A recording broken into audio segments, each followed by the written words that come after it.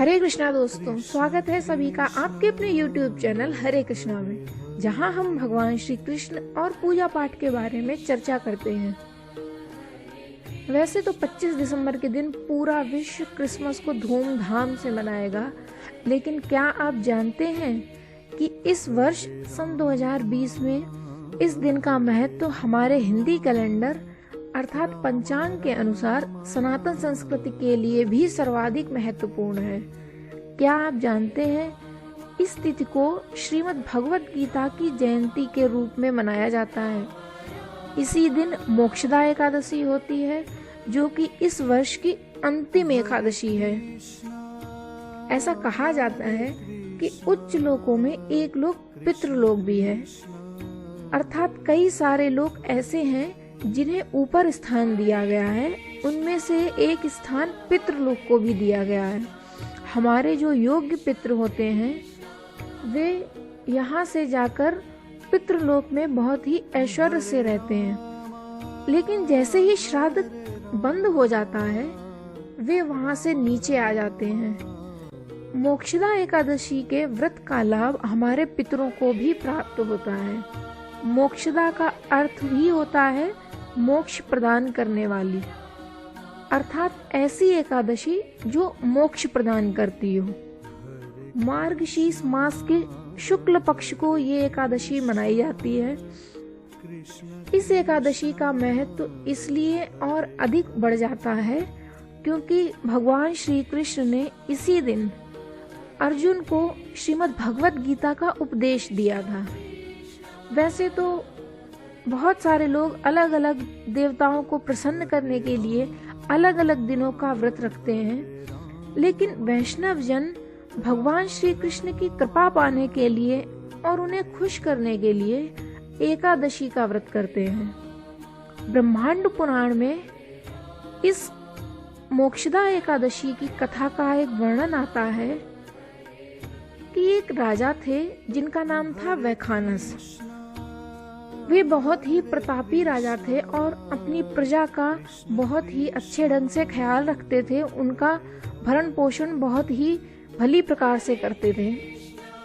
उनको एक बार सपना आया कि उनके पितर पितृलोक में ना होकर नरक में कष्ट भोग रहे हैं।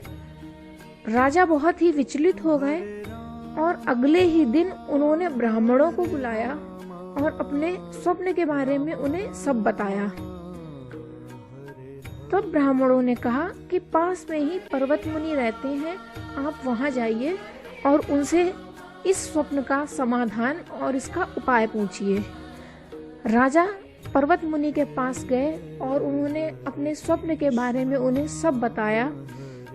तब पर्वत मुनि ने राजा को मोक्षदा एकादशी के बारे में बताया और कहा कि इसको करने से उनके पितृ उच्च गति को प्राप्त होंगे। पर्वत मुनि के कहने पर राजा ने विधि पूर्वक इस व्रत को किया और स्वप्न में उन्हें अपने पितृ प्रसन्न दिखाई दिए। ये मोक्षदा एकादशी का साधारण महत्व था, जिसे हमने आप सभी को एक कथा के रूप में बताया। अगर हम भक्ति की दृष्टि से देखें, अगर हम इसको प्रभु की भक्ति की दृष्टि से देखें, तो अपने माता पिता को हम लोग अधिक से अधिक क्या दे सकते हैं? धन, संपत्ति, सुख, जो कि एक क्षणिक मात्र है। किंतु यदि हम उन्हें कुछ दे सकते हैं तो संतान को पहले स्वयं भक्ति करनी चाहिए, अर्थात संतान द्वारा की गई भक्ति पहले संतान को फल प्रदान करती है, फिर उसके बाद उसके द्वारा की गई भक्ति का फल उनके माता पिता को प्राप्त होता है। क्योंकि कहते हैं एक बार जब नरसिंह भगवान प्रहलाद जी की भक्ति से प्रसन्न हुए तो उन्होंने कहा कि प्रहलाद, आप हमसे एक वरदान मांगिए। तब प्रहलाद जी ने कहा कि प्रभु, मैं कोई व्यापारिक नहीं हूँ कि हम भक्ति करें और उसका फल फिर हम प्राप्त करने के लिए आपको विवश करें।